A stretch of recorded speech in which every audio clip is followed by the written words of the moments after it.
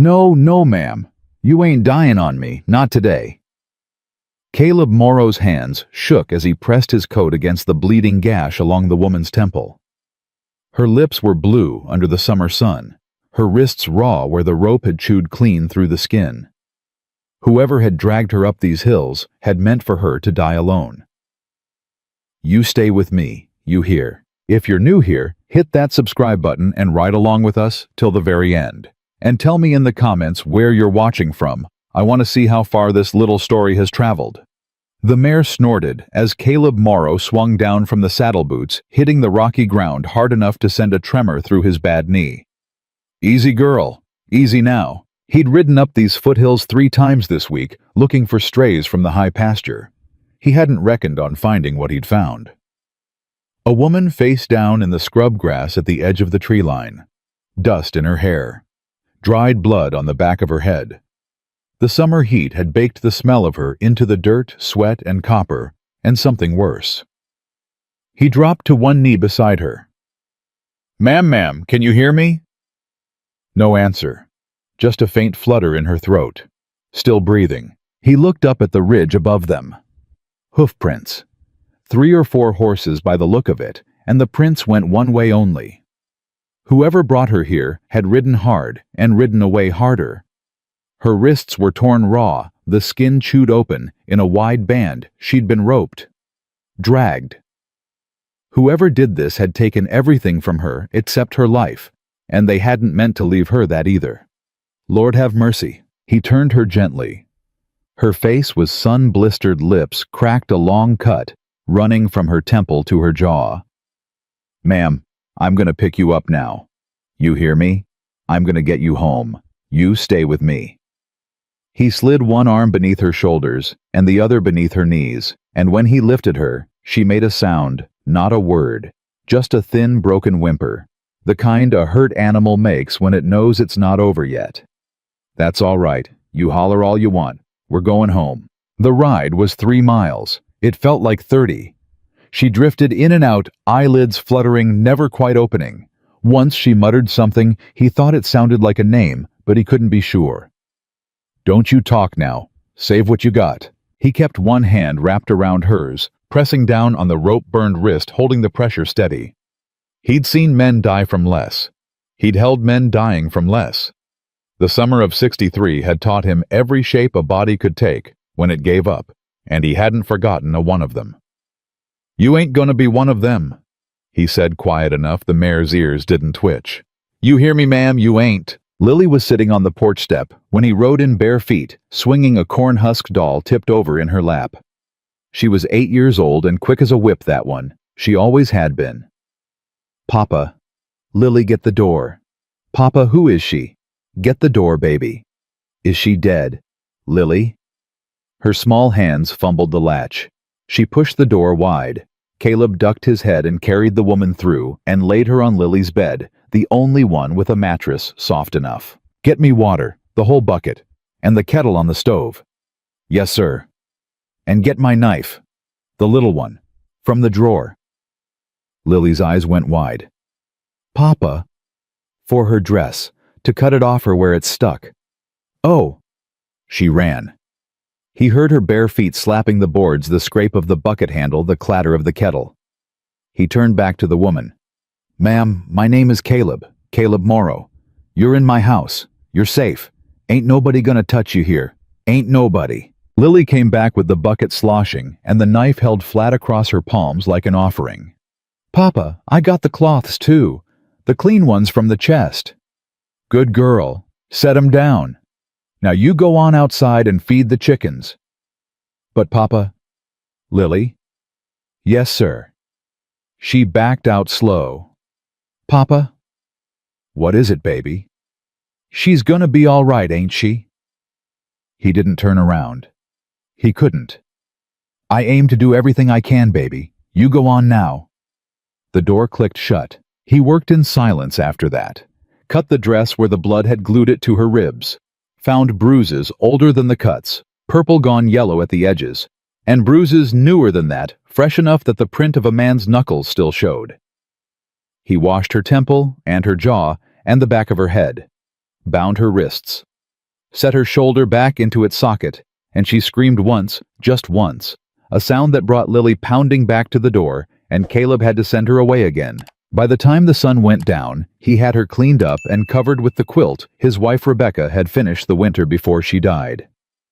He sat in the chair beside the bed and let his head fall back against the wall. "Lord," he said, eyes closed, "I don't know what you want from me. I surely don't.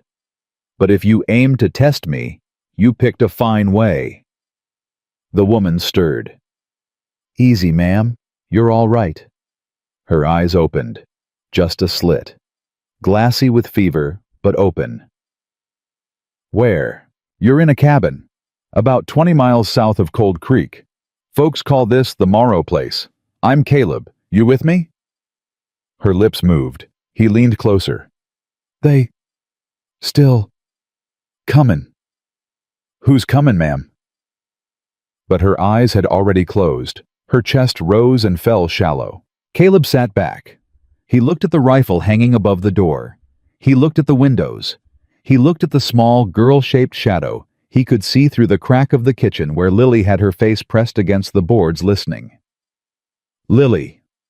The shadow jerked. "Yes, sir." "Come here." She came. Slow, like she was afraid he'd be angry. He wasn't. He patted the foot of the bed and she climbed up, careful not bumping the woman's leg. "Papa, she said something. I heard her, baby." "She said somebody's comin'." "I heard her." Lily looked at the woman's face, then at her father. "Are they bad men?" Caleb pulled his daughter close and rested his chin on the top of her head, and for a long minute he didn't say anything at all. "Yeah, baby," he said finally. "I reckon they are." "What are we gonna do, Papa?" "What we always do. We're gonna stand." She nodded against his shirt. "Papa." "What's her name?" "Don't know yet." "When are we gonna know?" "When she's strong enough to tell us." "What if she don't ever wake up?" He held her tighter. "Then we'll bury her proper and we'll say a prayer over her and we'll write to her people. But she's gonna wake up, Lily. She's gonna wake up." "How do you know?" He didn't have a good answer for that. He gave her the only one he had. "Because I ain't letting her go." The fever rose around midnight. He felt her forehead and pulled his hand back like he'd touched a stove. "All right. All right, ma'am." He soaked a fresh cloth in cool water from the well bucket and laid it across her brow, moved another to her throat, another to her wrists. She moaned and tried to turn from his hands, and he shushed her like he used to shush Lily when she was little and burning up with the croup. "You stay still now. You stay still." Don't let him." "Ain't nobody gettin' in here." "The children?" He stopped, his hand stilled on her wrist. "Children." "Oh, the children." "What children, ma'am? Your children." But she was gone again, slipping back under. Caleb sat with her hand in his and stared at the wall, and a feeling crawled up the back of his neck that he hadn't felt since Antietam. "What did you walk into, woman?" He didn't go to bed. He sat with her till dawn. Around sunup she woke, properly woke. Her eyes opened and stayed open, and they found his face and held there. "You're awake." She tried to speak. Her throat made a sound like a rusted hinge. "Don't try to talk. Here." He got an arm behind her shoulders and lifted her gentle and tipped a spoonful of water past her cracked lips. She swallowed, coughed, swallowed again. "Good. That's good." "Where?" she rasped. "Morrow Ranch, south of Cold Creek. You been here near a day." "Who?" "Caleb Morrow, ma'am. Found you up in the foothills yesterday afternoon." She closed her eyes. A tear slid down her temple into her hair. "You can cry, ma'am. You're allowed." "I'm not crying." "All right. You're not crying." "Thank you." "Don't thank me. Just rest." She tried to lift her hand. Couldn't. Her fingers twitched against the quilt, and he wrapped his own around them, careful of the bandages. "Easy. You don't know me." "No, ma'am. I don't." "Then, why?" He thought about that. He thought about Rebecca lying in this same bed 3 years gone. He thought about the way the world had looked the morning after she died, all the colors washed out of it. He thought about Lily, 6 years old, asking him every night for 2 months when her mama was coming back. "Because somebody had to," he said, "and I was the one who found you." Her eyes filled again. "My name's Hannah," she whispered. "Hannah Whitfield. Hannah." "Nurse. From Pine Hollow." He went still. "Pine Hollow." "Yes. Ma'am, Pine Hollow's better part of 40 miles north of here." "I know." "You been on that mountain how long?" She tried to count. Couldn't. 3 days. Maybe 4. Lord. "There's children, Mr. Morrow." "What children?" "They took me from the boarding house. The bandits. They didn't just take me." "Who else, Hannah?" "2 little ones, from the orphanage, a boy and a girl. I was caring for 'em while the headmistress was sick. They came in the night. They took us all together. And then they split us up the second day. Took the children one way and they took me up the mountain." She didn't finish. She didn't have to. "How old are they?" "The girl's 6, the boy's 9. Caleb closed his eyes. 6. Same age Lily had been when Rebecca died. "Hannah, you listen to me now. You listen good. Yes, you rest. You eat what my Lily brings you. You get strong. Because there's gonna come a day, and it's gonna come soon, when I'm gonna ride out of here, and I'm gonna need you to tell me every single thing you remember about those men. Every face. Every voice. Every word they said. You can't go alone. I ain't saying I'll go alone. I'm saying I'm going." She was crying openly now. She didn't seem to know it. "Mr. Morrow." "Caleb. Caleb, they were 6 men. They had a brand on their saddles. A double bar." He didn't move. Not a muscle. "Caleb." "I heard you, ma'am." "Do you know it?" He pulled his hand back from hers. Slow. He stood up. He walked to the window. He stood there with his back to her for a long minute, and when he turned around, his face had gone to stone. "I know it." "Whose is it?" "Man name of Asa Crow. Runs an outfit out near the Black Fork." "You know him. He killed my brother in 67. The room was quiet. Outside, a rooster started up. "Caleb, I am so sorry." He laughed, not a happy sound. "Don't be sorry, ma'am. Don't ever be sorry for what other men do." He came back to the chair. He sat. He took her hand again. "You rest. You hear me?" "Yes." "You rest and you get strong, and we will find those children. You and me. We will find them." "You don't know me, Caleb Morrow." "I know enough. I could be lying." He looked at her wrists, the torn skin, the shape of the rope. "No, ma'am. You ain't lying." She closed her eyes. The tears kept coming. "Sleep now." "All right." He sat there until her breathing slowed and went steady, and then he got up and walked to the kitchen and stood looking at the rifle on the wall. Lily was awake on her pallid eyes wide. "Papa." "Mornin', baby." "I heard." "Yeah." "Papa, are you gonna ride after Asa Crow?" He looked down at his daughter, at the freckles across her nose, at the cowlick that wouldn't lie down, no matter what she did, at the small, fierce face of her that looked so much like Rebecca, it sometimes stopped his breath. "Lily." "Papa, you can't." "Baby. Mama said you wasn't gonna do that no more. Not after Uncle Tom. You promised her." He went down on one knee in front of her and took both her hands. "I know what I promised your mama, Lily." "Then don't go. There's 2 little children out there, baby. A boy and a girl. The girl is 6 years old. Same as you was when Mama went." Her chin trembled. "And there ain't nobody else. There's the sheriff. Sheriff in Cold Creek won't ride into Black Fork country.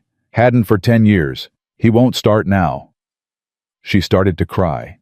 He pulled her against his chest. "I ain't going today, baby. I ain't going tomorrow. We gotta get Miss Hannah well first. And I got to think. And I got to be smart about it. And then you'll go. And then I'll go. She cried against his shirt for a long time. He held her and rocked her the way he had when she was small. Papa. I want to help. I know you do. I can take care of Miss Hannah while you do your thinkin'. He pulled back and looked at her. She had her mama's chin set. She had her mama's eyes. All right, Lily Morrow, all right. You're her nurse then. Yes, sir. You're her. You feed her. You change her clothes. You sit with her so she don't wake up scared and alone. Yes, sir. And you do not tell her anything that'll trouble her till she's strong enough to bear it. You hear? I hear. That's my girl. He stood up. He went to the wall. He took the rifle down and laid it across the kitchen table. He took out the cleaning rag and the oil, and he sat down and he began to work. Lily watched him. Papa. What is it, baby? Mama would understand. He didn't look up from the rifle. I hope so, Lily. I surely do. By mid-morning, the rifle was clean, and the kitchen was quiet, and Lily had carried a tin cup of broth into the back room and was sitting cross-legged on the floor by the bed, watching Hannah sleep. Caleb stood in the doorway. Lily. Yes, Papa. I'm riding over to the Halverson place. Won't be more than an hour. Why? Need to ask Bert if he's heard anything come down from Pine Hollow this week. What if she wakes up? You give her water. Just water. Slow. Yes, sir. Don't you let her sit up alone. No, sir. And Lily. Yes, Papa. You bar that door behind me, the crossbar, both of them. She looked up at him. Papa, are they coming here? I don't know, baby. I don't think so. Not today, but I want that bar across the door. Yes, sir. He bent and kissed the top of her head. You're a good girl, Lily. I know. He laughed. He couldn't help it. All right. He left. Lily slid the bar into place behind him because she got up and put it there herself. She climbed back to her place by the bed. She watched Hannah's chest rise and fall. After a while, Hannah's eyes opened, and for a second she looked terrified, and Lily reached out fast and put her small hand on Hannah's arm. It's all right, ma'am. It's me. Lily. Lily. Yes'm. Papa's gone over to the Halversons. He'll be back. Lily, where am I? Morrow Ranch. We're real safe. Papa put the bar across the door. He's the strongest man in the county, my papa. Hannah smiled, just barely. Is that so? Yes'm. He whooped 2 men last summer at the harvest dance for saying something bad about Mrs. Polk. They went home crying. Hannah laughed. It hurt her. She winced. Lily looked stricken. I'm sorry, ma'am. I oughta not be telling stories. Papa says I tell too many.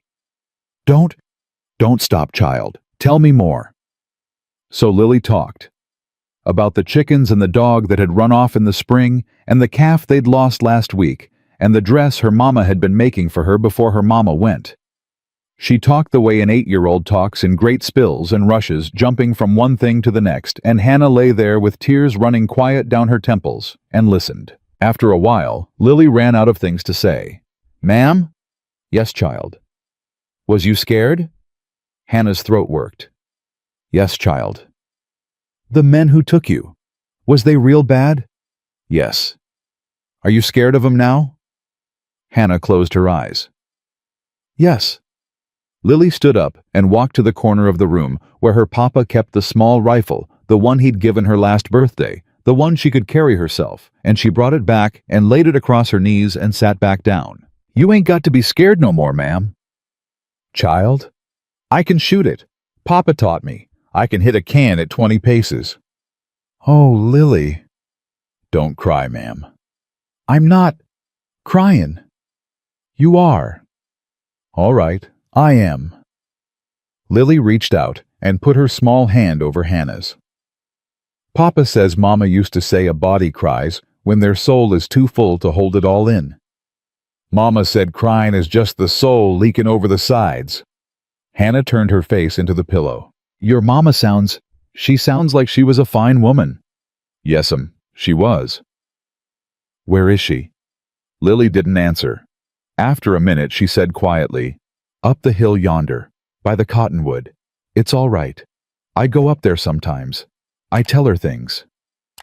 Hannah's hand turned and gripped Lily's, and she held on hard. Lily, I had 2 children with me. 2 children that ain't mine, but I was looking after 'em. Papa told me. They were taken too, by the men. Where are they now, ma'am? I don't know. What are their names? The boy's Samuel, the girl's Beth. How old's Beth? 6. Lily nodded. Papa's gonna find 'em. Child. He is. Papa always does what he says. Hannah didn't argue. When Caleb came back, the sun was past noon. Lily heard the hoofbeats first. She slid the bar back when he gave the 3-knock signal long, short, long. Papa? Lily, she wake? Yes, sir. She drank some broth. We talked. What about things? He looked down at her. She didn't elaborate. He didn't push. Where's Bert? Bert sent his boy with me part way back. Tommy's staying with us tonight. Lily's eyes widened.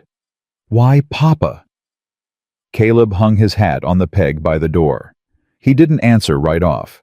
He went to the window. He looked out at the ridge for a long time. Papa, Bert had news, baby.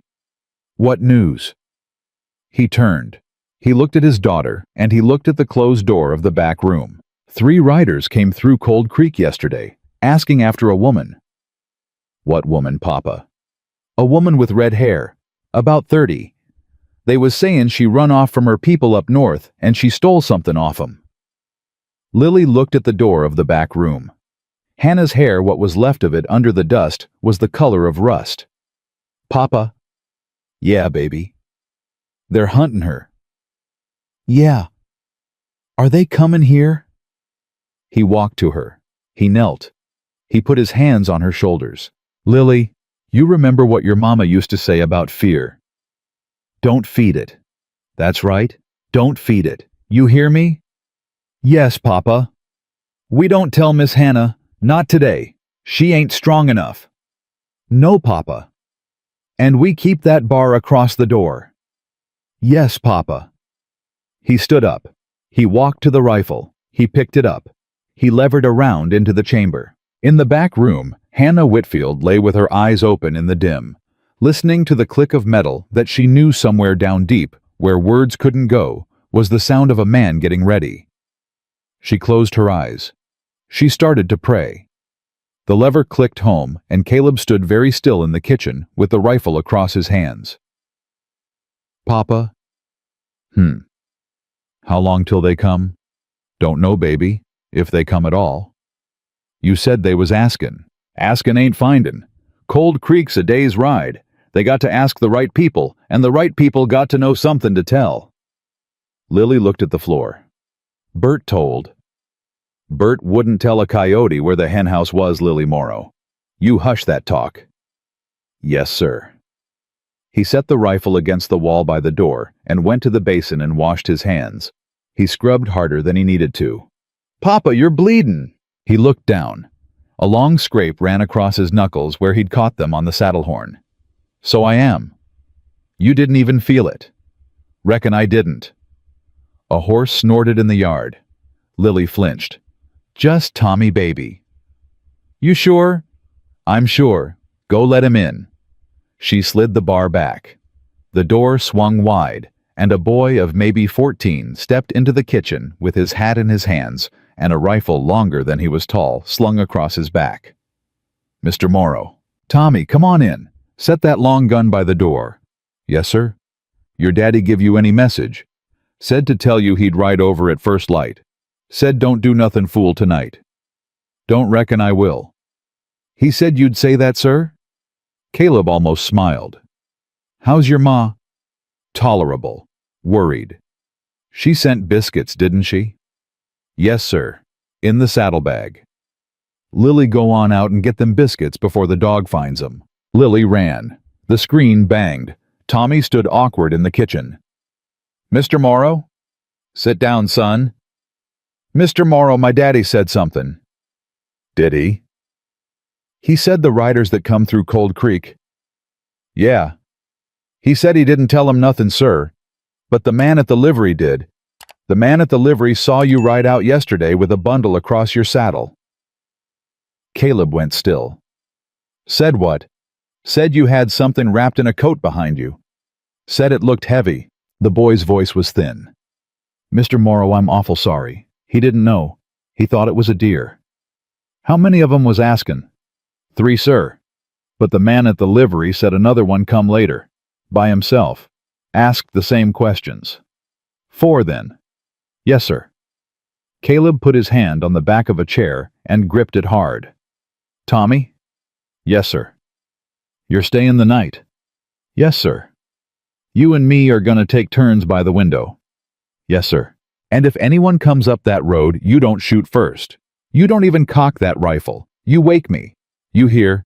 Yes, sir. Lily came back in with the biscuits. She looked at her father's face and at Tommy's face, and she set the cloth-wrapped bundle on the table without a word. Papa? Yeah, baby. Can I sit with Miss Hannah? Go on. She went. The door of the back room clicked shut behind her, and Caleb sat down at the table across from Tommy and put his head in his hands. Mr. Morrow. Don't, son. Don't apologize for what your daddy didn't do. Bert's a good man. Yes, sir. Eat a biscuit. I ain't hungry. Eat one anyway. We got a long night. In the back room, Lily settled onto the floor beside the bed. Hannah's eyes were open. They'd been open for a while. Ma'am? Lily. You heard? Yes, child.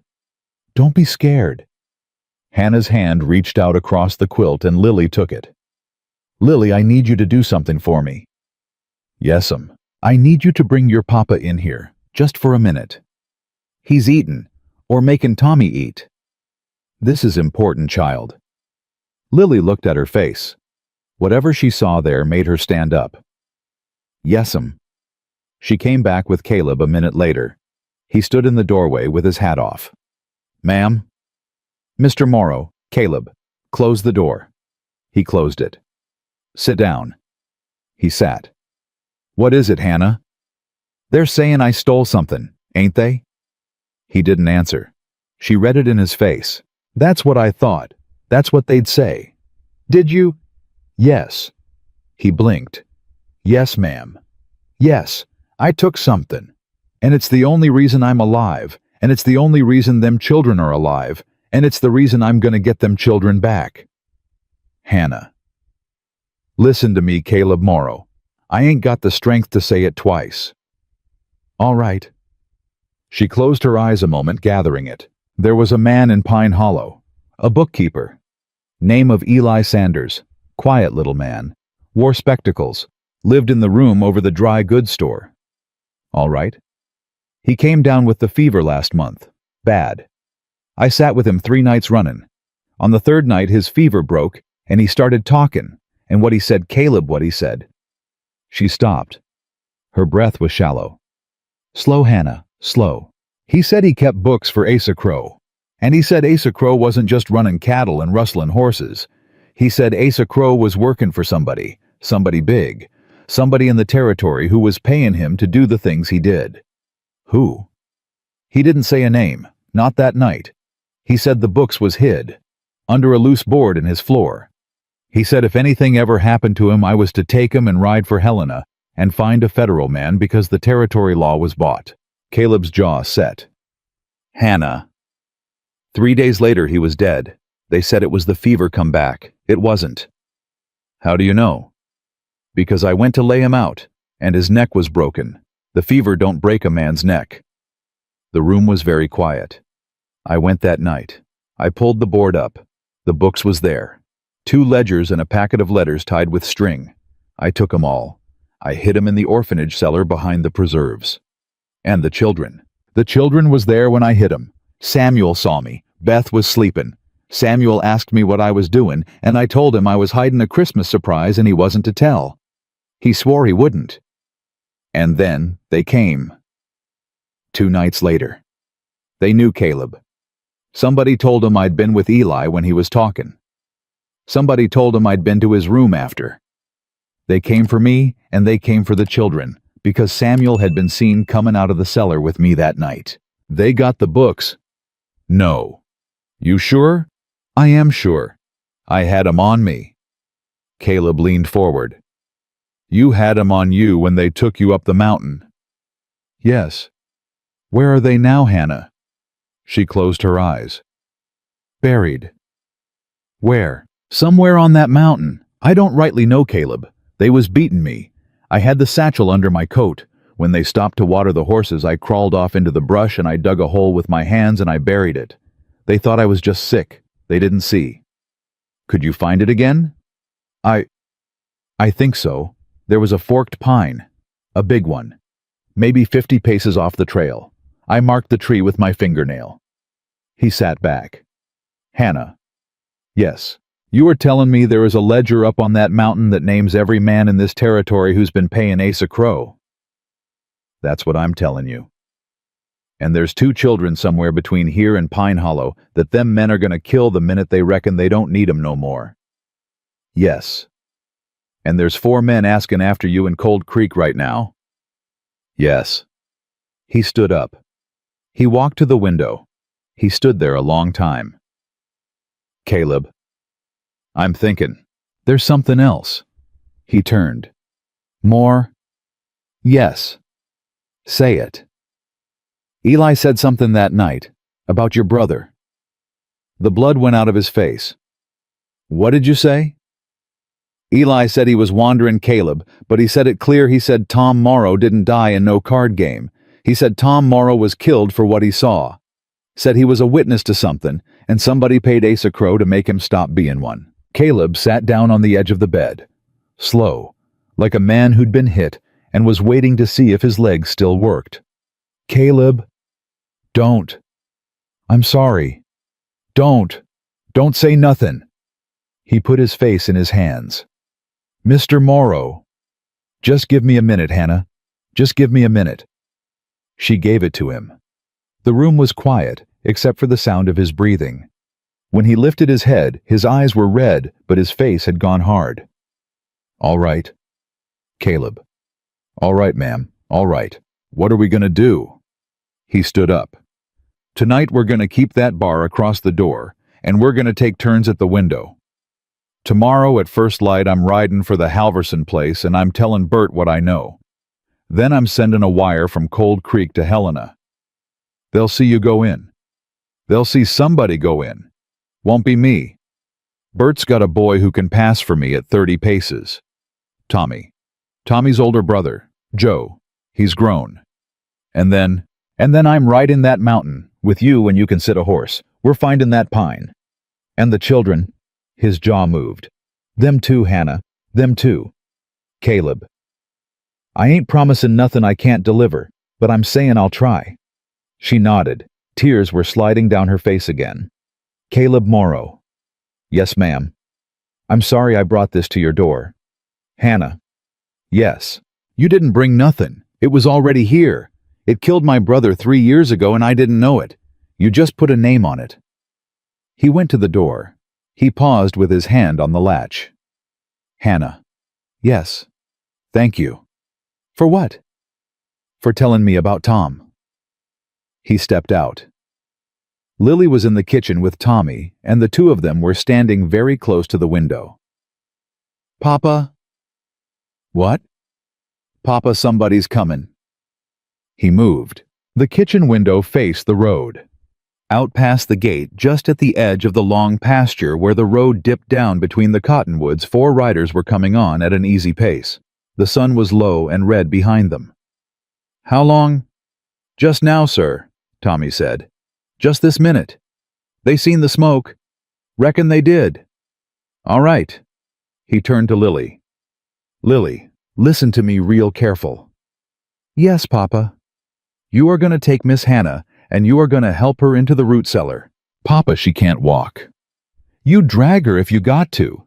You take the quilt off the bed and you put her in that cellar and you pull the rug back over the door. You hear me? Yes, Papa. You take the little rifle. You sit on the cellar floor with her. You do not come up. You do not call out. Even if you hear shootin'. Even if you hear me yell. You do not come up till I say the word. The word is Buttercup. Buttercup. Say it. Buttercup. That is the only word that brings you up. Anybody else says anything else, you don't move. Yes, Papa. Go. She went. He heard her in the back room, heard Hannah's whispered protest, heard Lily say, "Go on now, ma'am," Papa says, and he heard the rustle of the quilt. "Tommy?" "Yes, sir." "You're my hand. You hear? You been working for me 3 weeks. That's your story." "Yes, sir." "Set that long rifle by the back door.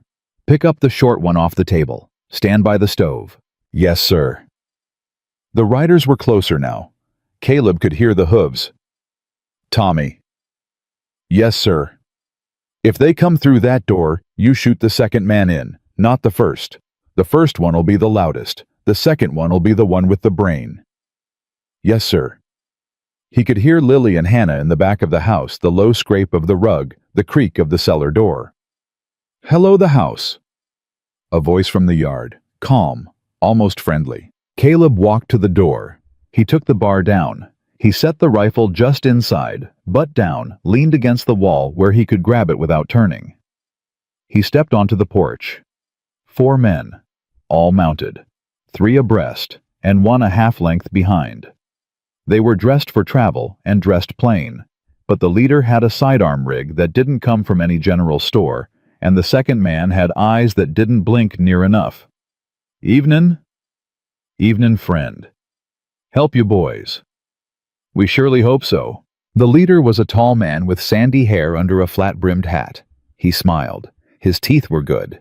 That was the thing that struck Caleb. First, his teeth were too good for the road he was riding. "Name's Reed Calloway. We're a posse out of Pine Hollow. Sheriff's deputies, all 4 of us." "That's so." "That's so. Long ride from Pine Hollow." "Yes, sir." "Got papers?" The man's smile didn't change. He reached slow into his coat and brought out a folded paper and held it out. Caleb didn't move to take it. "Read it from there." The smile flickered, just a hair. "All right." The man unfolded the paper. "Warrant for the apprehension of one Hannah Whitfield, formerly of the Pine Hollow Boardin' House, charged with theft of property belonging to one Asa Crow of Black Fork. Description: female, age 30, red hair, gray eyes, scar on the left forearm." He folded the paper. "You seen her?" "Can't say I have." "You sure about that?" "Pretty sure, mister. I'd remember a red-haired woman with gray eyes." "Reckon you would." The second rider hadn't moved. He was looking past Caleb at the kitchen window. His eyes did not blink. "Mister, what was your name, friend?" "Didn't give it." "No, you didn't." "Morrow." The leader's smile widened a hair. "Morrow. That's right. You got any kin in these parts, Mr. Morrow?" "My daughter." "Just the 2 of you. And a hand, Tommy, inside. Mind if we step down, water our horses? There's a trough by the gate. Water 'em there. Mr. Morrow." "You water at the gate, gentlemen, or you ride on. Either one suits me." The second rider spoke for the first time. His voice was soft. "You ain't very neighborly, Mr. Morrow. I've been called worse. We could come back with more men." "You could. We could come back with the sheriff." "You said you was the sheriff's men." "Sheriff himself." "Bring him." The leader laughed. It was an easy laugh. It did not reach his eyes. "Mr. Morrow, you're making a hard thing harder." "Apologies. This woman is dangerous. She's a thief, and worse." "I'll keep my eyes open." "Mr. Morrow." "Gentlemen, the sun's going down. I got a child inside who don't sleep when there's strange voices in the yard. You water at the gate or you don't water at all. Either way, you ride on." The leader looked at him a long moment. "All right. All right. We'll see you again, Mr. Morrow." "I expect you will." They turned. They did not water at the gate. They rode out at the same easy pace they'd come in on, and they did not look back, and Caleb stood on the porch until they were down the road and around the bend and out of sight. Then he went back inside. He set the bar across the door. He looked at Tommy. Tommy was white as flour. "Sir, you did good, son." "I didn't do nothin'." "You stood. That's doin'." He went to the back. He pulled the rug. He opened the cellar door. "Buttercup." A small, fierce voice from below. "Papa? Come on up, baby." Lily came up first. She was carrying the small rifle, and her hands were shaking, and her chin was set hard. Behind her on the cellar floor, Hannah lay on the quilt with her eyes open and her hand pressed to her ribs. "Papa, they gone. Gone for now. They comin' back." "Yes, baby, they're comin' back." He went down into the cellar and he picked Hannah up himself and carried her up the steps and laid her back on the bed in the back room. She was shaking. "Hannah." "I heard him." "I know." "Caleb, the leader." "Yeah. That voice. What about it?" "That was the man who killed Eli Sanders." He went still. "You sure?" "I am sure." "Hannah." "He came to the Borden house the day Eli died. Said he was looking for the doctor. I sent him on. I never saw his face. I heard his voice." "You're certain?" "Caleb Morrow. I will hear that voice in my dreams till the day I die." That was him. He stood by the bed. He did not move for a long time. "Caleb." "Yeah." "He gave you his name." "He did." "Reed Calloway." "Yeah." "Caleb, that ain't his name." "How do you know?" "Because Eli told me. That last night. He said the man Asa Crow answered to wasn't Asa Crow at all. He said the man who ran the whole thing was a deputy U.S. Marshal out of Helena. Eli said his name, Caleb. Eli said his name, and I have been trying to remember it for 2 weeks. Hannah. It wasn't Reed Calloway." "Then what was it?" She closed her eyes. Her lips moved. "Caleb." "What?" "It was Cole." "Cole who?" "Cole Pritchard." The rifle slipped a half-inch in Caleb's hand before he caught it. "Caleb. Caleb, what is it? You know that name." He stared at the wall over her head. "Caleb Morrow." "Yeah." "Who is Cole Pritchard?" He looked down at her, and his face was a face she had not yet seen on him, and his voice when it came was very quiet. "He's the man who buried my brother." The rifle settled back in his hand. He levered the action, and the brass jumped clear and clattered to the floorboards, and Lily flinched at the sound from the doorway. "Papa." "Go to the kitchen, baby." "Papa, who's Cole Pritchard?" "Lily. Kitchen. Now." She went. Caleb stood by the bed with his back to Hannah for a long count, and when he turned around his face had gone to a place she'd never seen on a man before. "Hannah." "Yes. You tell me again. You tell me his name once more, so I know I heard it right." "Cole Pritchard." "And Eli said it plain." "Plain as I'm saying it now. And you're sure that's the man on the porch?" "Caleb, I told you. I need to hear it once more. Just once." "That was the man. Same voice. Same easy laugh. He killed Eli, and tonight he stood on your porch and called himself Reed Calloway." He sat down hard on the chair beside the bed. "Caleb, who is he?" "He was Tom's friend." "What?" "My brother's friend. Rode with him in the war. Came home with him after. Ate at this table, Hannah. Sat where I'm sittin'. Held my Lily on his knee when she wasn't a year old. Lord have mercy. Sang at Tom's funeral. Stood next to me at the grave. Helped me lay the stones." "Caleb." "He told me Tom got into a card game in Bozeman and a stranger shot him over a hand of stud. He told me he found Tom in the alley behind the saloon. Told me he was the one closed Tom's eyes." "Caleb." "And the whole time.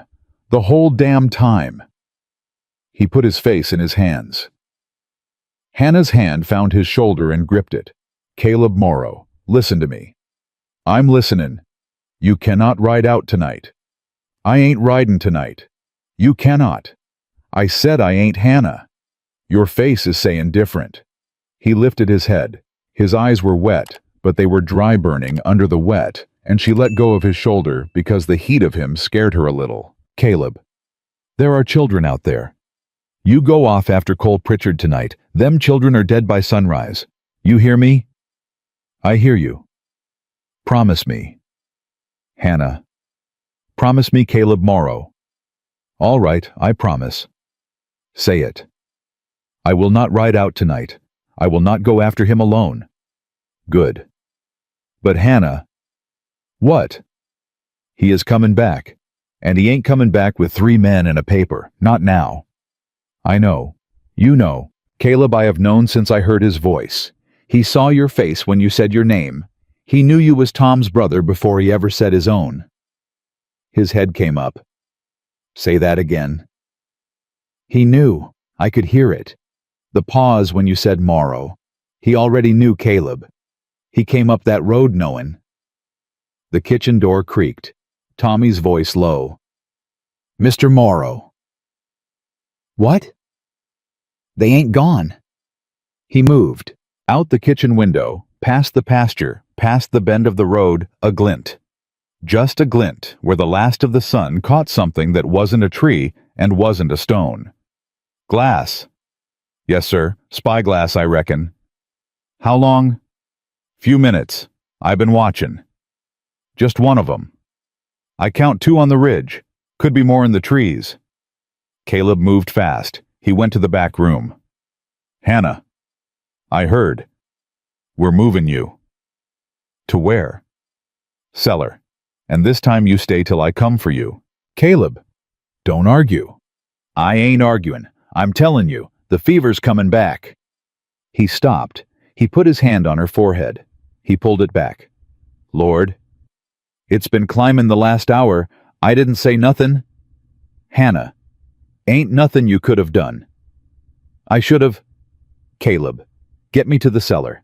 Get the child to the cellar. You and the boy hold the house. I'll keep. You'll burn up down there. Then I'll burn up. Better than getting shot. He carried her again. She was hotter than the last time and lighter somehow, like the fever was eating her down to the bones. He laid her on the cellar floor on the quilt, and Lily came down behind them with the tin cup and the small rifle and a wet cloth. Lily. Yes, Papa. You keep the cloth on her brow. You change it every 5 minutes. Yes, Papa. You give her a sip of water every time her eyes open. Yes, Papa. And if she stops breathing?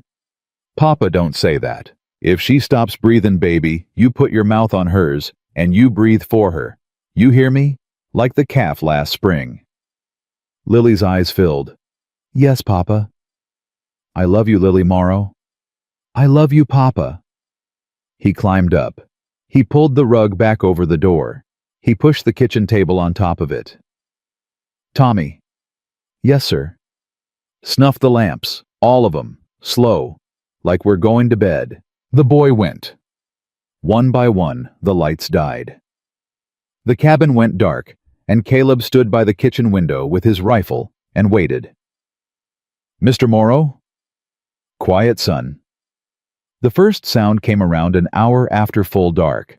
A horse soft on the grass beside the road instead of on the road. Then another.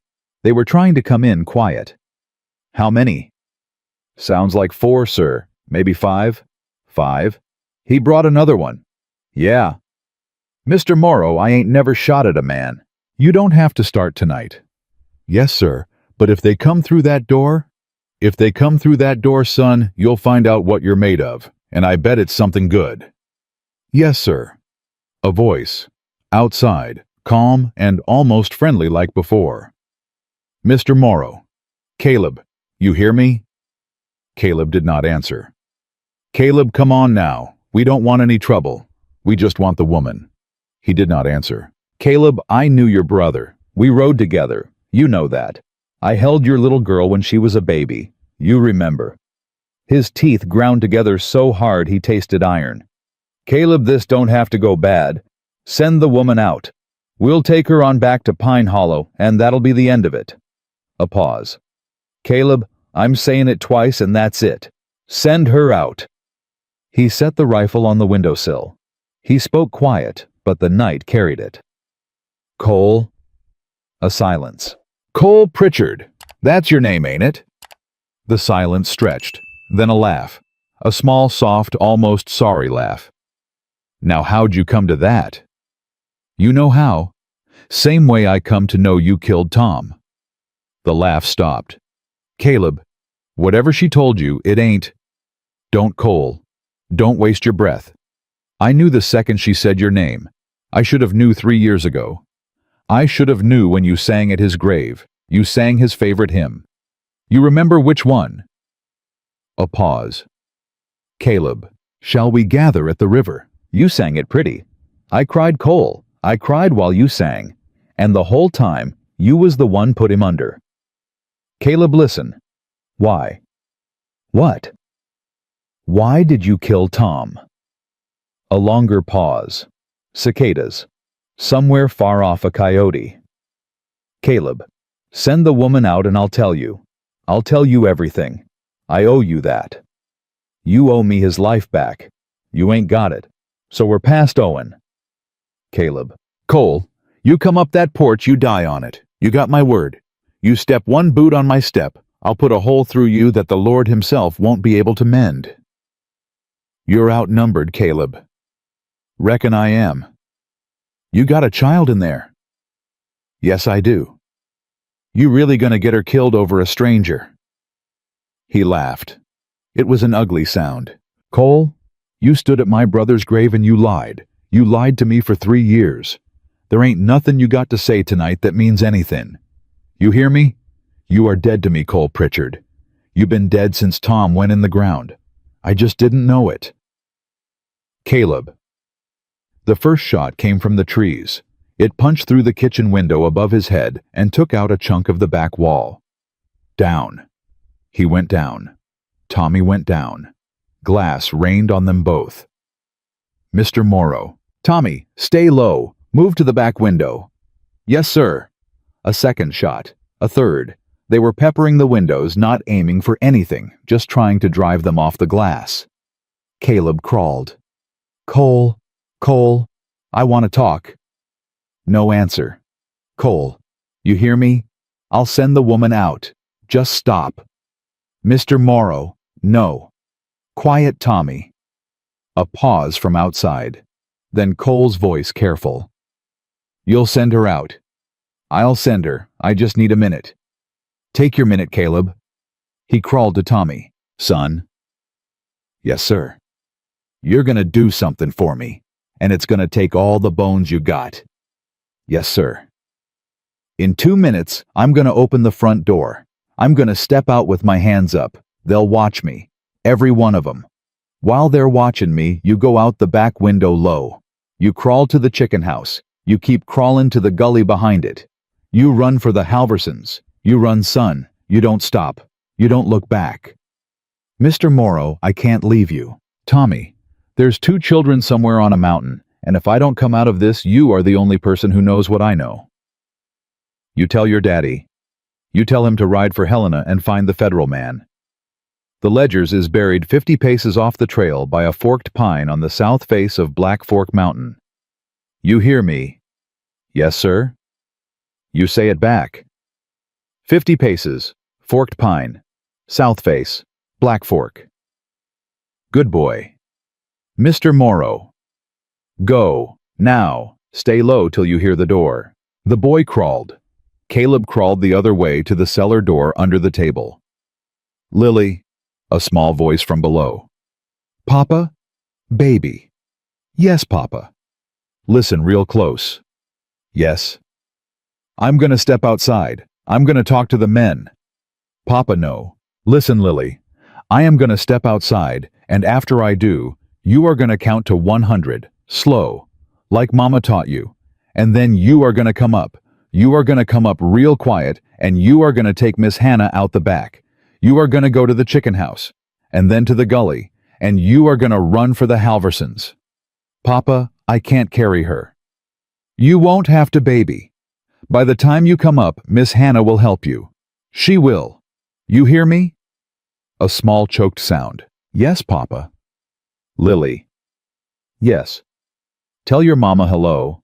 When you see her again, a long, long time from now, you tell her I tried. Papa, please. Buttercup. Buttercup. That's my brave girl. Start countin'.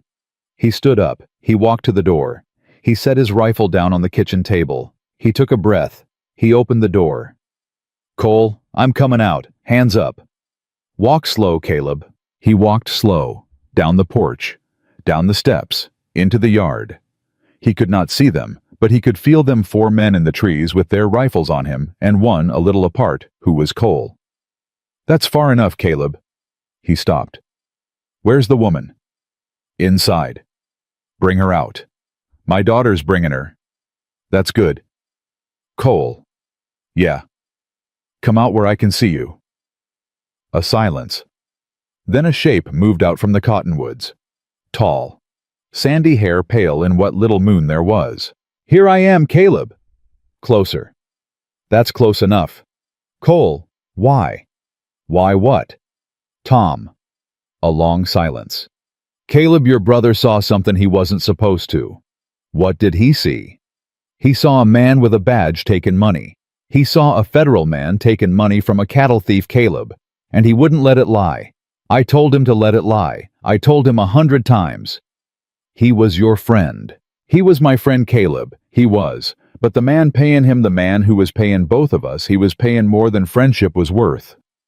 You killed him for money. I killed him because if I didn't, somebody else would, and at least with me it was quick. Cole. Yeah. You sang at his grave. I know.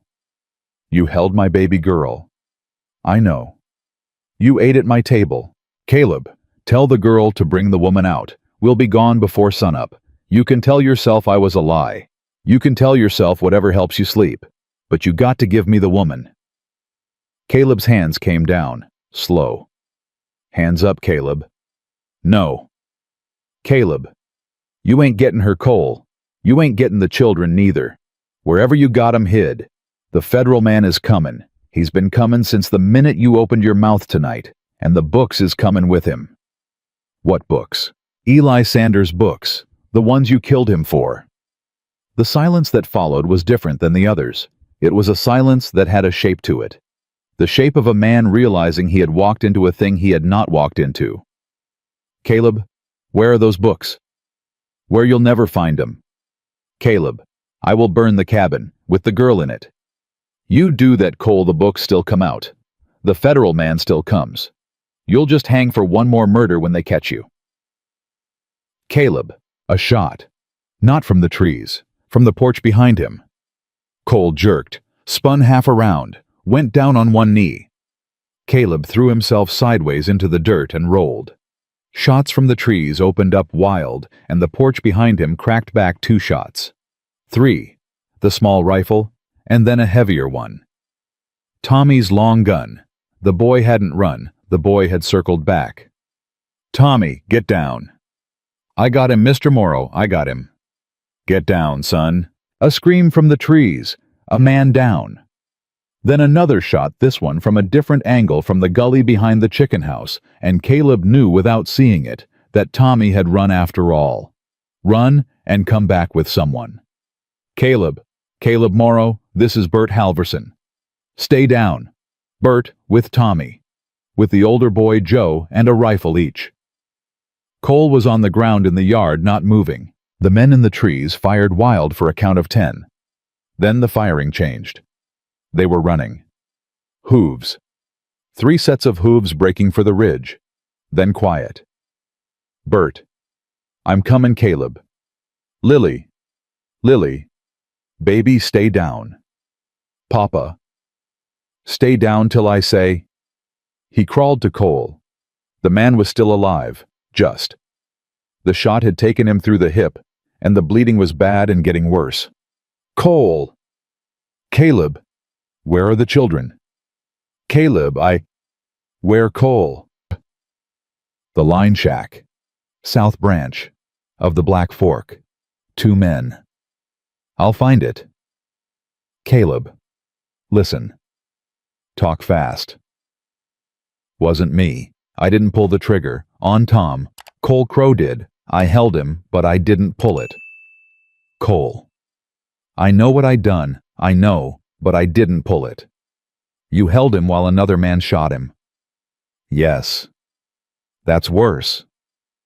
I know it is. Why are you telling me now? A wet laugh. Don't want to die a liar. You're dying a liar anyhow, Cole. You've been one for 3 years. One more breath don't fix it. Caleb? What? The man paying us. The federal man. His name? What? A wet rattle. Then nothing. Cole Pritchard's eyes went past Caleb's shoulder, past the cabin, past everything, and they fixed on the place where men's eyes go when they are done. Cole. Cole the name. Cole. Nothing. Damn you, Cole Pritchard.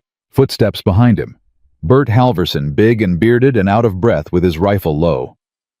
Caleb. He's gone, Bert. I see that.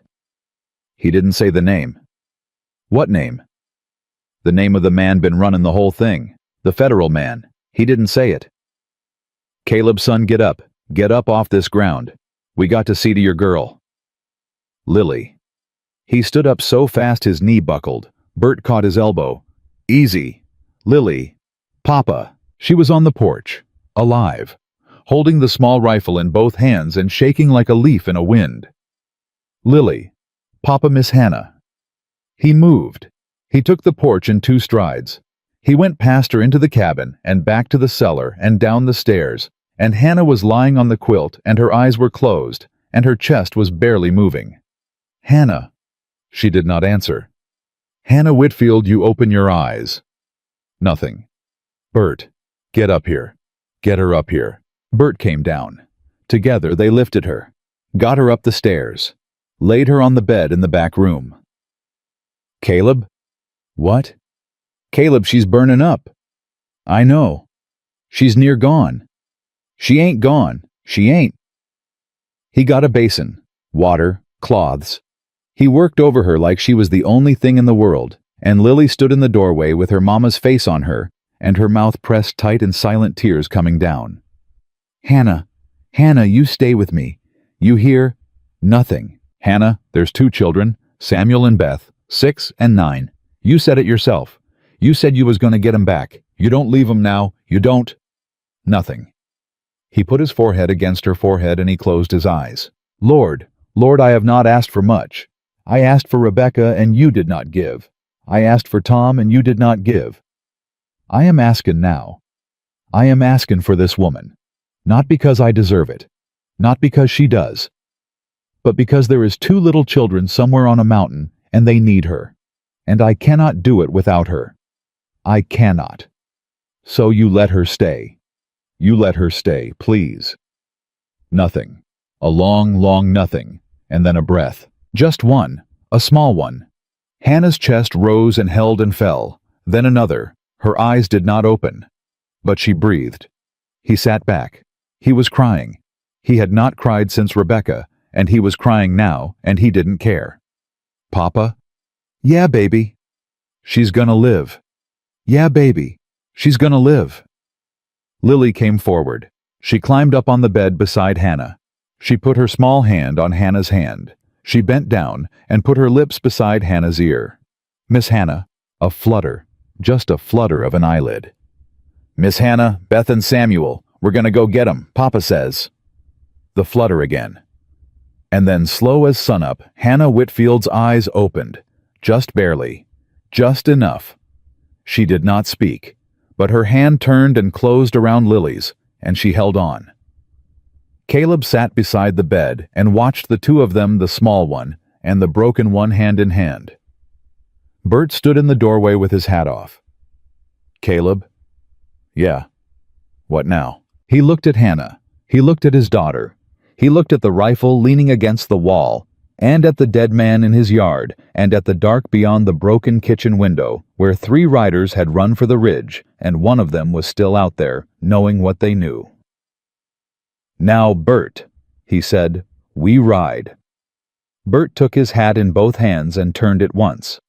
Caleb. Yeah. You ain't fit to ride. You ain't slept. You ain't eaten. I'll eat in the saddle. Caleb. Bert. There's a girl 6 years old on that mountain. Same age my Lily was when Rebecca went. You hear me? I hear you. Then don't tell me I ain't fit. Bert nodded slow. All right. Hannah's voice came thin from the bed. Caleb, don't you talk now. I'm going. He turned. Hannah, I'm going. You can't sit a horse. I can sit one long enough. Hannah, Caleb Morrow, you listen to me. That pine is on a face I rode up tied to a saddle, and I marked it with my fingernail in the dark. You think you're going to find it without me? I'll find it. You won't, not in time. Them children got 2 days, Caleb, maybe 3. After that, them men start cleaning up after themselves and there ain't nothing left to find. He stared at her. How do you know that? Because Eli told me how Asa Crow works. 3 days is his rule. Anybody held longer than 3 days starts being a witness, and witnesses don't keep. Hannah, the fever. Broke an hour ago. I've been listening, I've been thinking. You're white as a sheet. I'll be white in the saddle just the same. Bert spoke quiet. Caleb, she's right about the pine. Bert, I've hunted Black Fork since I was a boy. There's 1,000 pines on that south face. You won't find a fork without somebody to point, not in 2 days. Caleb shut his eyes, opened them. All right. All right. All right, Hannah, you ride. Thank you.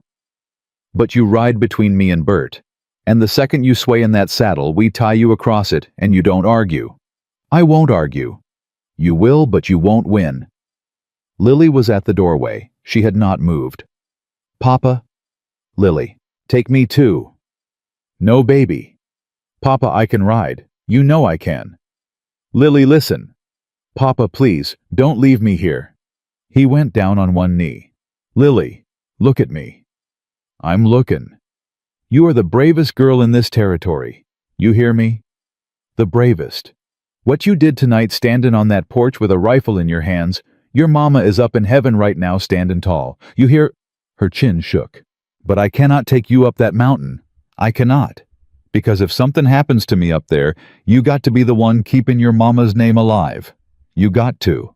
And I cannot ride hard if half my heart is on the saddle behind me. Papa, Joe Halverson is gonna ride you to the Halverson place tonight. Mrs. Halverson's gonna keep you there till I come back. You will eat her biscuits. You will help with her chickens. You will pray for me and Miss Hannah and them 2 children every night and every morning. That is your job, Lily Morrow. That is your job, and it ain't a small one. Papa, what if you don't come back? He took her face in both his hands. Then you go on being your mama's girl, and you remember every word I ever said. And you grow up tall and you marry a good man, and you tell your babies their grandpa loved 'em before they was born. You hear, yes, Papa. That's my girl. Papa. Yeah. Bring her back. Who, baby? Miss Hannah. He pulled her against his chest and held her hard. I will, Lily. I swear it on your mama's grave. I will. They rode at 4 in the morning. Bert and Caleb, on either side of Hannah Tommy, left behind at the cabin with a rifle and a lantern and orders to ride for Cold Creek the moment any horse came down the road. Joe had Lily on the saddle in front of him already 2 miles toward the Halverson place. The mare carried Caleb easy. Hannah rode a short bay that had belonged to Bert's wife. Her face was the color of the sky an hour before sunup, but her hands held the reins. Hannah. Yes. You sing out the second you need to stop. I will. I mean it. Caleb, I'm coming off this mountain with them children, or I ain't coming off. Either way, I ain't stopping till we get there. He didn't answer. He could not because his throat had closed. Bert rode in front, picking the way. He knew the lower country to the foothills as well as any man alive, and he set a pace that ate the miles without breaking the horses. Around 6, the sun came up. Hannah swayed once. Caleb caught her elbow. Hannah? I'm here. You sure? I'm here, keep riding. There's water in the canteen. I drank. Drink more. She drank. Around 9 they hit the lower trail of the south face. Bert reined in. This is where it starts. From here it's Deer Trail and it's a half-day's climb. Hannah, you know this trail. She looked. Her face went still. Yes. Yes. This is where they brought me up. I remember that big dead snag yonder. I remember it because I was saying to myself, if I die, I want to die under a tree that's still alive. Not that one. Hannah. I'm all right, Caleb. You ain't. Then I'm going anyway. They started up. The trail bent and switched and bent again. Twice Hannah's bay slipped on shale, and twice Bert reached out and caught the bridle without a word. Around 11, she said quiet, stop. They stopped. She looked. She turned in the saddle. She looked again. Caleb. Yeah. This is the place. Where? Here. They watered the horses just there, by that flat rock. I crawled into them junipers. She slid down from the saddle. Her knees buckled, and Caleb was off his horse and at her side in a breath. I got you. Let me walk. I have to walk it. All right. She walked, slow, bent at the waist. She walked into the junipers. She walked maybe 20 paces. She stopped. Caleb. Yeah. 48 paces. From the rock. From the rock. I counted them. I made myself count them. I said if I ever live to come back here, I will need every one of them. He counted with her. 48 paces. They stopped. She looked up. There. Above their heads. A pine. Tall. The trunk forked clean about 10 feet up, 2 thick arms going their own ways. Hannah. She did not answer. She had gone down on her knees. Hannah Whitfield. It's here. He went down with her. He pushed pine needles and duff aside with both hands. He scraped and dug, and 3 feet from the base of the trunk on the downhill side, his fingers struck cloth. He pulled. A leather satchel came out of the dirt, dirty and damp, but whole. Bert was there now. Lord Almighty! Caleb opened it. Inside, wrapped in oilcloth, 2 cloth-bound ledgers and a packet of letters tied with butcher's twine. It's all here. Hannah was crying without sound. Hannah, I didn't know if I dreamed it. You didn't dream it. He looked at Bert. Bert, take this. Wrap it in your slicker. You are going to ride for Helena right now. Caleb. Now, Bert, right now, Hannah and me are going to go for them children. Caleb. You can't ride to that line shack alone with her in the shape she's in. Bert. If both of us go for the children and we don't come back, them ledgers stay buried, children or not. The whole thing is for nothing. Caleb. You know I'm right. Ride. Bert looked at him a long moment. You stubborn damn. Ride, Bert. Bert took the satchel. He looked at Hannah on the ground. Ma'am? Mr. Halverson? You bring my friend home. I'll try. He mounted. He turned his horse. He went down the trail at a hard trot that became a canter as soon as the ground let him. Caleb knelt beside Hannah. You can't go to the shack. I can. Hannah, you used everything you had to find this tree. I got more. You don't. Caleb Morrow, look at me. He looked. Them children got nobody. I am all they got. If you take me back to that cabin and them children die in that shack, I will lay down beside them in the ground. You hear me? I will not live with it. So you put me on that horse and you ride. He looked at her for a long time. All right. All right. All right, Hannah. He helped her up. He helped her into the saddle. He mounted. Hannah. Yes. Where's the shack from here? She turned. She pointed. Up the saddle. Down the other side. There's a creek that runs east. The shack is on the creek about a mile in. How far altogether? 3 hours maybe. Then we got till noon. Less. We ride. They rode. The horses were tired now, so were they. Hannah swayed twice more and did not complain. Once she said very low, Caleb. Yeah. If we get them children. When we get 'em. When we get him, the boy's got a stutter. He'll be too scared to talk. You don't push him. I won't. And the girl, Beth, she bites. Bites. When she's scared. She'll bite anybody close to her. I'm saying so you don't take it wrong. Hannah, I have a daughter, Hannah. I'm just saying. I won't take it wrong. A pause. Caleb. Yeah. I never had children of my own. I know. How do you know? Just do. Another long pause. The horse's hooves on the trail. Caleb. Yeah. I want to live. He turned his head. What? I'm telling you. I want to live. I've been thinking the last 3 weeks I didn't care if I did or didn't. And that scared me less than it should have. But this morning I want to. I just thought you ought to know. He could not speak for a minute. When he could, he said, Hannah Whitfield. Yes? You hold to that. You hold to that all the way to the shack and all the way back. I will. Promise me. I promise. They came over the saddle just before noon, down the other side, the creek where she said it would be. They rode the creek a half-mile, and then Caleb reined in and lifted his hand. Smoke. Where? Yonder, through them aspens. That's it. Stay here.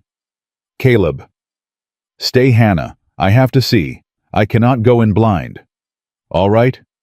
He slid down. He tied the mare. He went forward on foot low, the rifle in his hands.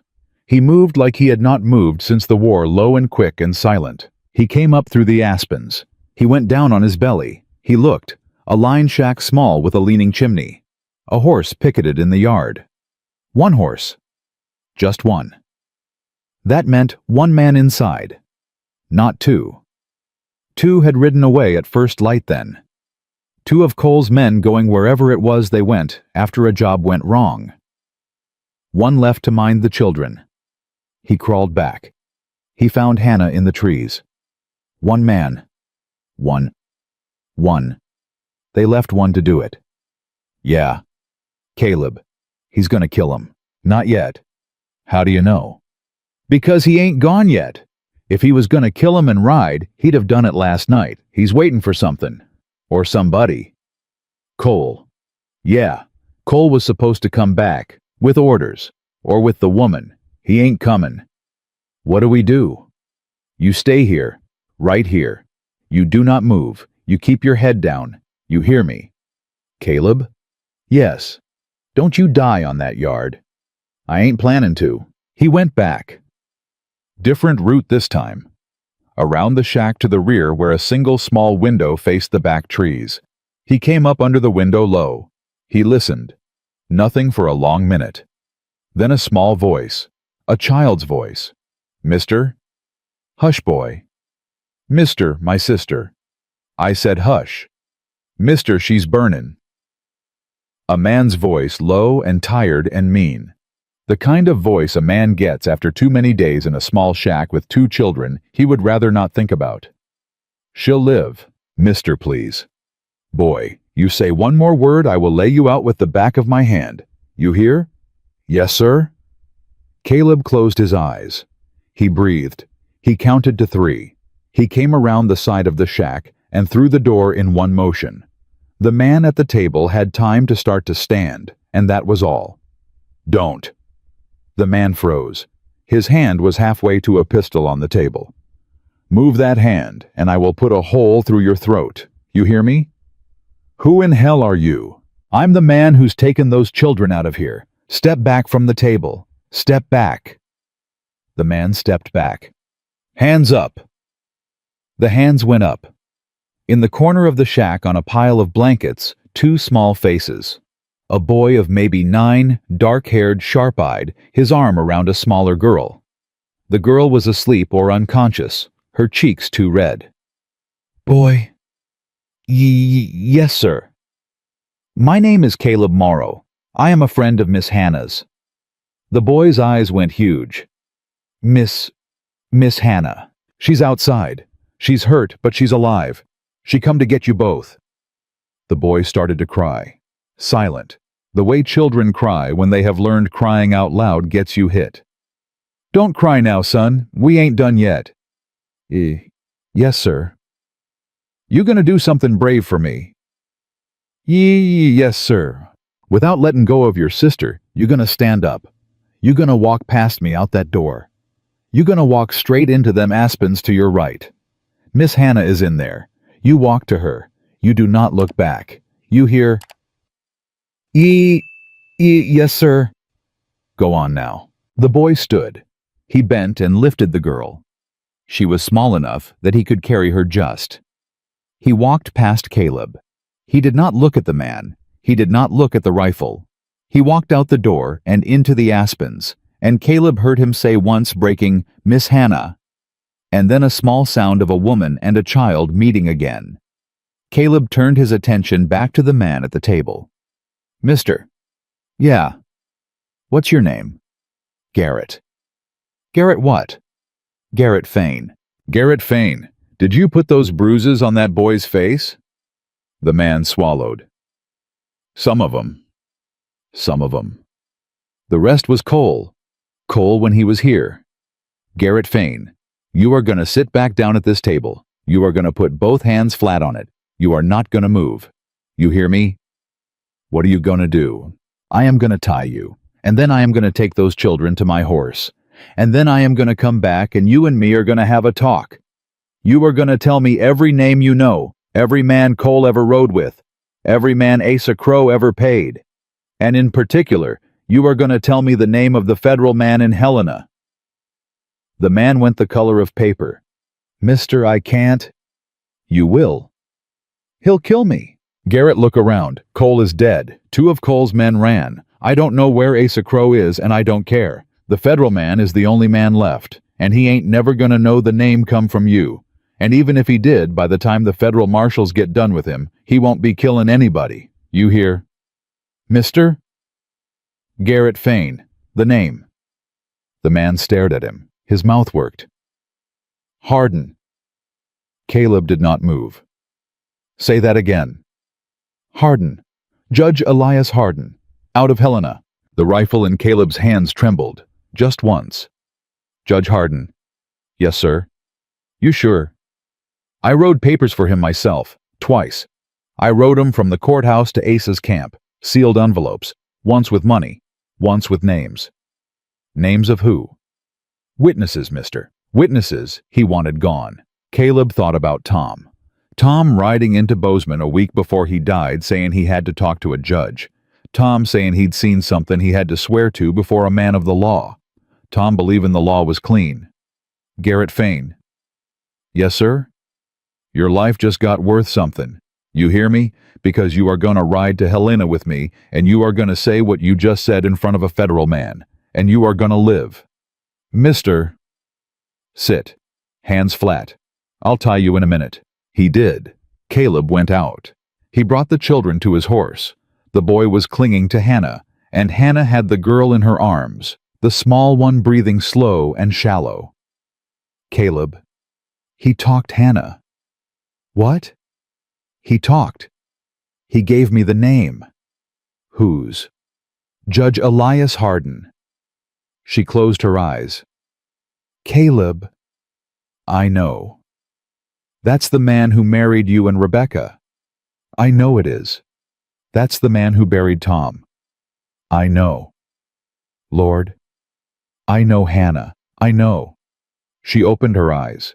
"What do we do?" "We ride to Helena. Bert's got the books. Bert's gonna name him. I've got a witness. Bert's witness and mine together is gonna put that man in a cell." "Caleb?" "Yeah." "You did it." He looked at her. He looked at the boy with his face in her shoulder. He looked at the small girl in her arms. He looked at the door of the shack where a tied-up man was waiting, and the trail that led to a town that led to a city, that led to a courtroom, where a judge with white hair and a kind voice was right now signing somebody's death warrant and didn't yet know his own had been signed. "We did it, Hannah." "We did?" "Now we got to ride." He helped her up. He set the boy behind her on the bay. He took the girl in his own arms, and her little fevered head came to rest against his collarbone, and he felt her breath go in and out against the side of his neck. Beth. A small mumble. Beth, you're safe now. You hear? Mama. Not your mama, sweetheart. But somebody. Somebody real close. He kicked the mare. The horses turned. Behind him, the shack with the tied-up man would wait an hour for the federal posse he'd send back from Cold Creek. In front of him, a long ride down a long mountain to a town and a telegraph and a courthouse. And beside him, a woman who had said she wanted to live and had earned it twice over before noon. Hannah's voice came thin. Caleb. Yeah. Lily. What about her, Hannah? I want to see her. You will. Tonight. Tonight. Caleb. Yeah. Thank you. He did not answer. He did not have to. The horses found their pace, and the mountain began to fall away behind them, and somewhere down at the bottom of it was a small girl waiting on a porch with her mama's face on her, counting every minute, watching every bend in the road. The mare set the pace, and the bay matched it, and for the first hour off the mountain, the only sound was hooves on rock and the small, ragged breathing of the girl tucked against Caleb's collarbone. Then the breathing changed. Hannah! What? She's wheezin'. Pull up. He pulled up. Hannah swung down too fast and Caleb caught her elbow before her knees went. Hannah. I'm all right. Give her here. He passed Beth down. Hannah laid her on the grass beside the trail. The boy slid off the bay and stood there, with his hands pressed to his mouth. Samuel. Yes, ma'am. Get the canteen, the big one off Mr. Morrow's saddle. He ran. Hannah, what is it? Lung fever, same as before. She's been coming down with it 3 days, and last night in that shack with the cold floor it took her under. Hannah, we got 2 hours yet to Cold Creek. I know. Can she make it? I don't know. She opened the canteen. She wet a cloth from the satchel. She laid it on Beth's chest and another across her brow, and she leaned down and put her ear to the small chest and listened. Caleb. Yeah. She's got fluid. What do we do? We ride harder. You can't ride harder. I will. Hannah. Caleb Morrow. We did not pull this child off that mountain to lose her on the way home. Put her up. We ride. He put her up. They rode. They came into Cold Creek at a hard canter. People in the street stopped and stared Caleb Morrow with a child across his saddle and a strange woman beside him with her face the color of old paper and a small boy clinging to her back.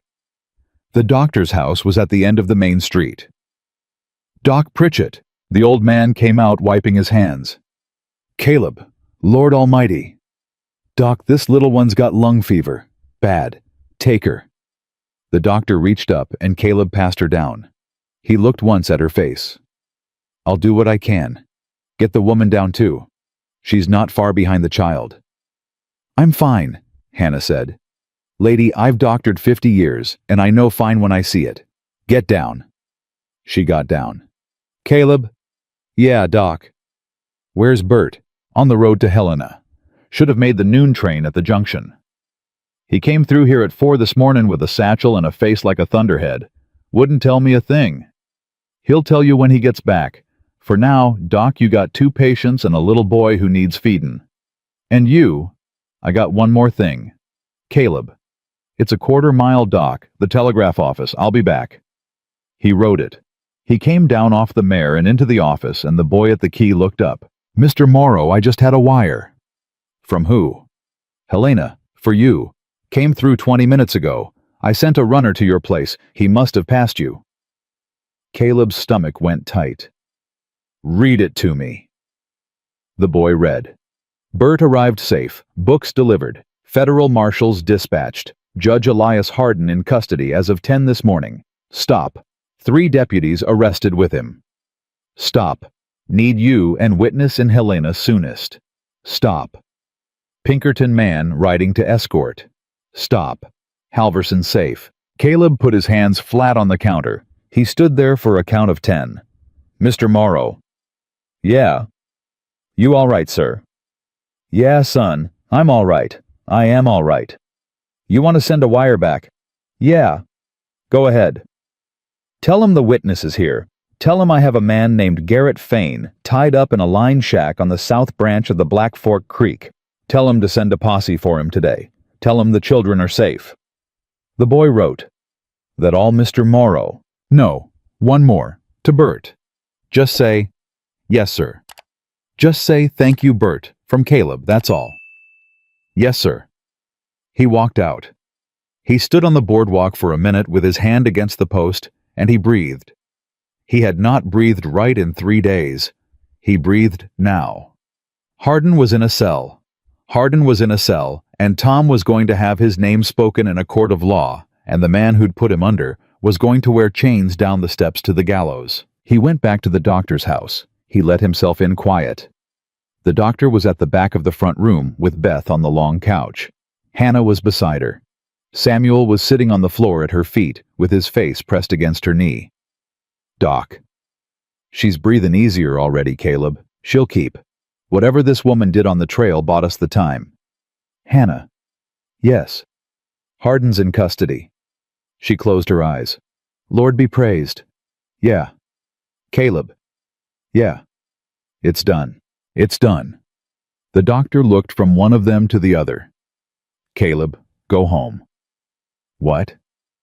You got a little girl yonder waitin' on her daddy. You go home. I'll keep these 3 till mornin'. You ride out at first light and bring your Lily and we'll all be here. The boy can sleep in my back room. The lady can have my Margaret's old bed. The little one stays with me till the fever's broke. Doc, I can't leave them. Caleb, the boy ain't lost his nurse twice in 3 days. Look at me. Go home. Hannah lifted her head. He's right, Caleb. Lily needs you. Tonight. We'll be here. Hannah, go to your daughter. He went to her. He knelt beside the couch. You'll be here in the mornin'. I will. Promise me. I'll be here. Hannah. Yes. He could not say what he wanted to say. Not yet. Not in front of the doctor and the boy and the sick child. But she saw it in his face. He saw her see it. Tomorrow, Caleb. Tomorrow. He stood up. He looked at Samuel. Boy. Yes, sir. You are a brave young man. You hear? Yes, sir. You take care of Miss Hannah and your sister till I get back. Yes, sir. He rode. The Halverson place was dark when he came up the road. The dog barked once and went quiet. Mrs. Halverson opened the door before he could knock. Caleb. She asleep? Not for a minute. She's been on that porch with a quilt and a candle since sundown. Ma'am. Caleb. Lord, son, you're white as a sheet. Eat something. I will. Where? Out back, on the kitchen step. Wouldn't come in. He went around. She was sitting on the bottom step with the quilt pulled around her shoulders and the candle at her feet, and her chin was on her knees and her eyes were on the road. Lily. She turned. She did not move for a long second. Then she made a sound. The sound she had not made when he left, the sound she had been holding back for 30 hours, and she came up off the step in one bound and into his arms. Papa, Papa, Papa. I got you. You came back. I told you I would. Papa. Miss Hannah. She's in town. She's all right. So's the children. Both of 'em. Both of 'em. Papa, we have to go. In the mornin', baby. First light, I promise. Now, Papa. Lily. Papa, please, please. I can ride. I won't fall asleep. Please. He looked at her face. He looked at it a long time. All right. All right. All right, Lily. We ride. They rode at midnight. Mrs. Halverson packed bread and bacon and would not let them go without a kiss for each. Lily sat in front of him on the mare, her small back against his chest, and they rode the road slow because the moon was up and the horse was tired. Papa? Yeah.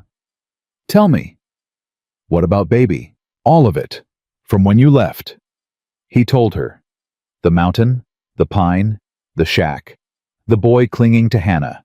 The girl with the fever. The wire from Helena. Tom. She listened. She did not speak. When he got to the part about Cole, she said very quietly, "Papa." "Yeah. Cole held me when I was a baby." "I know. He sang to me, I remember." "I know, baby." Was it all a lie? He thought about that. He thought about it a long time. "Lily, I think there was a man who held you who meant it. And I think later there was a different man who lived in that man's skin. I don't know which one was the lie. I don't reckon I ever will." "Papa." "Yeah." "Tom is gonna get peace now." "Yes, baby." "Mama too." "Yes." "Papa." "I'm tired." "Sleep, baby."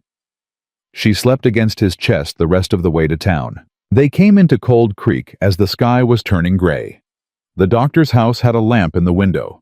Caleb tied the mare and lifted Lily down still half asleep and carried her up the steps. The doctor opened before he knocked. "You made good time." "Couldn't keep her, Doc." "Didn't think you could. Come on in." Hannah was awake. She was sitting in the rocker by the couch where Beth slept, and when she saw Lily, she lifted both arms. "Lily." "Miss Hannah." Lily slid down out of Caleb's arms and ran. She climbed into Hannah's lap like she'd been doing it her whole life. Hannah held her. They didn't speak. The small, fierce one in the rocker held the smaller, fierce one against her shoulder, and Hannah Whitfield's eyes met Caleb Morrow's over the top of Lily's head, and a thing passed between them that did not need a word. "Caleb?" "Yeah." "Sit down before you fall down." He sat. The doctor put coffee in his hand. "How's Beth?" "Sleepin'. Fever's down." "Samuel?"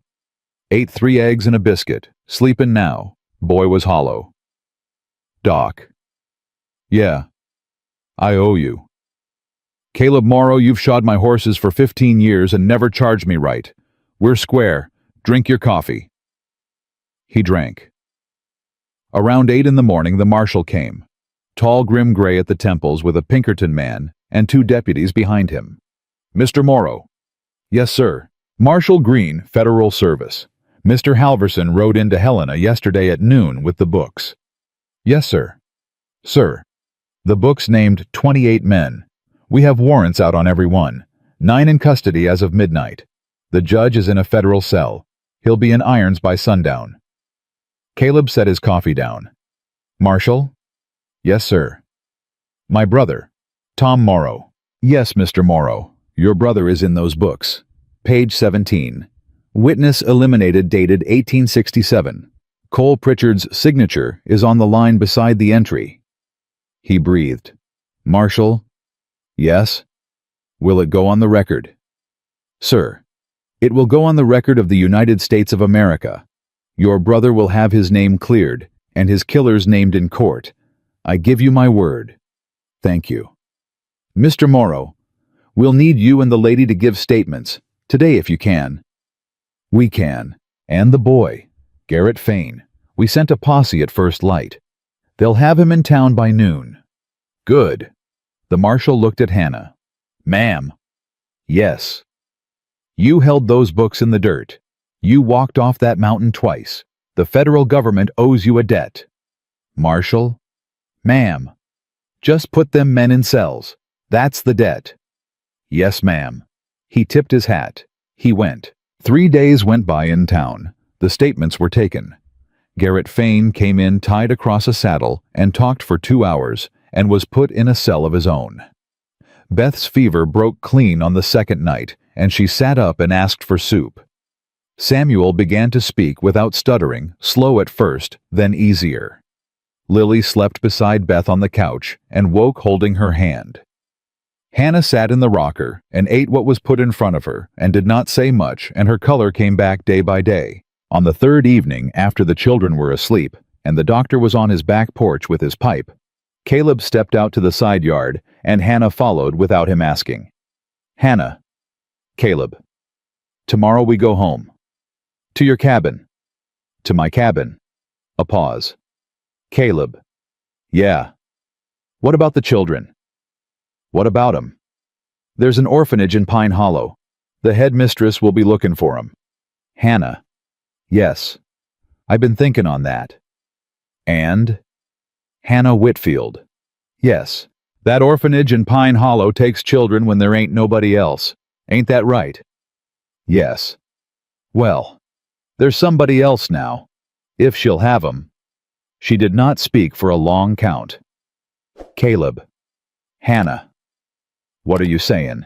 I'm saying I have a cabin, and I have a daughter, and there is room, and there is food, and there is a woman in this yard who has no people of her own, and has loved them children since the day she met 'em. And I'm saying, if she could see her way to coming home with us, all of us, then we got a family. The 4 of us. 5. Caleb Morrow. Yeah. Are you asking me to stay? Hannah. Are you asking me to stay as your nurse, or as your housekeeper, or...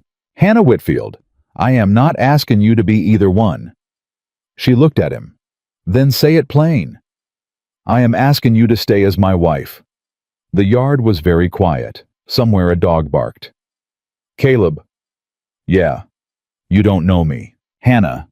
I know you walked back up a mountain for 2 children that ain't your blood. I know you held to life when the fever had you. I know you said you wanted to live and you said it to me. I know you held my Lily this morning like she was your own. I don't need to know more. The rest I'll learn. Caleb. Your wife. My wife. I am not... Caleb, I am not Rebecca. I know that, Hannah. I would not want you to be. Rebecca was Rebecca, and she is in the ground, and I will love her till I die. But there is more room in a man than one love. There is room, and there is room in this family for a woman who knows how to stand. And you are that woman. Caleb. Yeah. She was crying. She wasn't even trying to stop. I never thought I would have this. I had been telling myself for 10 years I would not. Ever. Hannah. Yes. Tell me yes or no. Yes. He let his breath out. Yes. Yes, Caleb Morrow. Yes. I will stay. I will be your wife. I will be a mother to your Lily, and to Samuel, and to Beth, and to whoever else this Lord sees fit to put under our roof.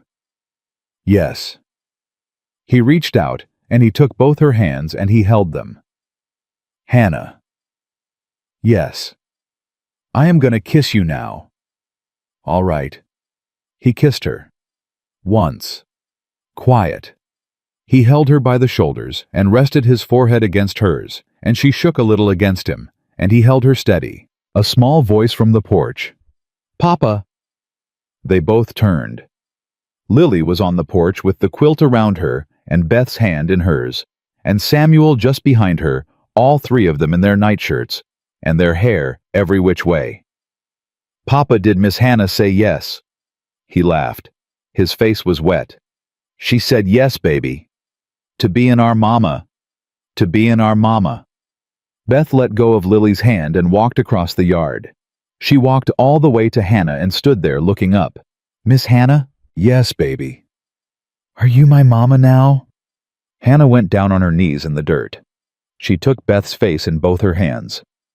If you'll have me, baby. If you and Samuel will have me. I'll be the best mama this world has got to give you.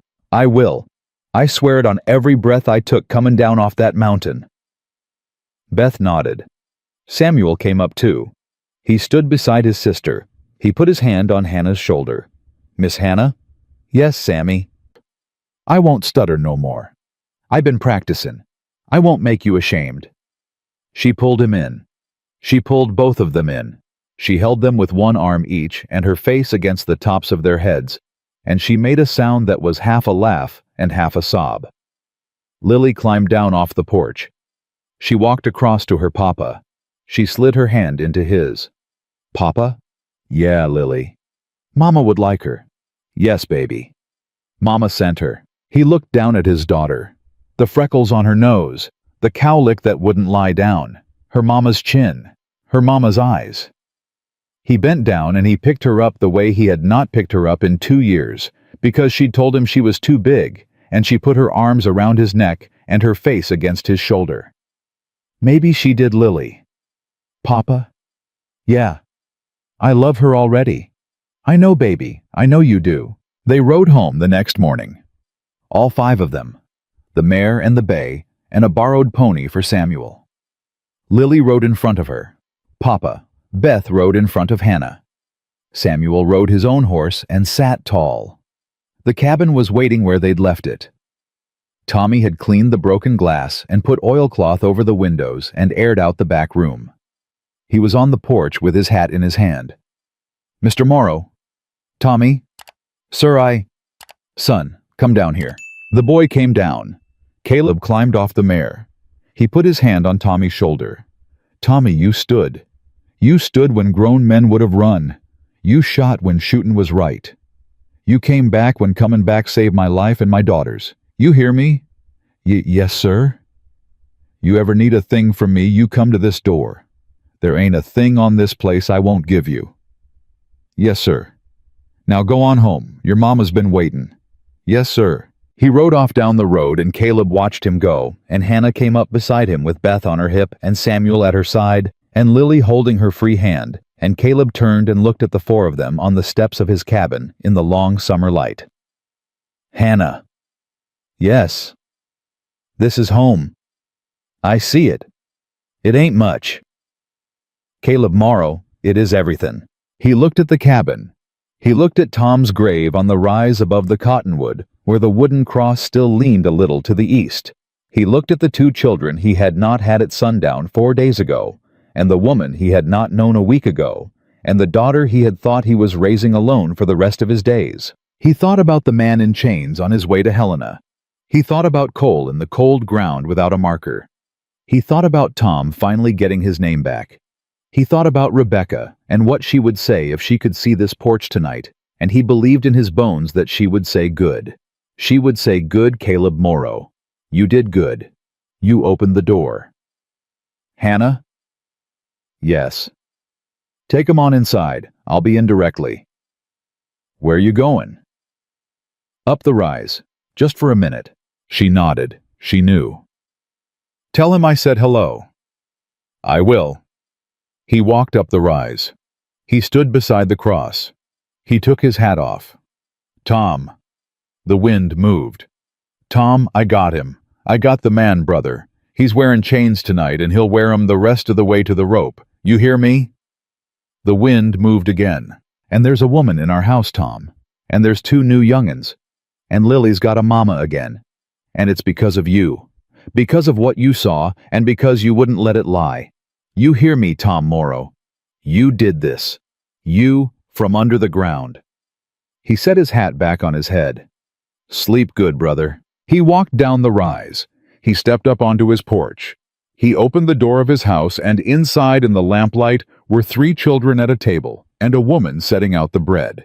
And his daughter looked up and saw him and smiled. The biggest smile he had seen on her face since the day her mama died.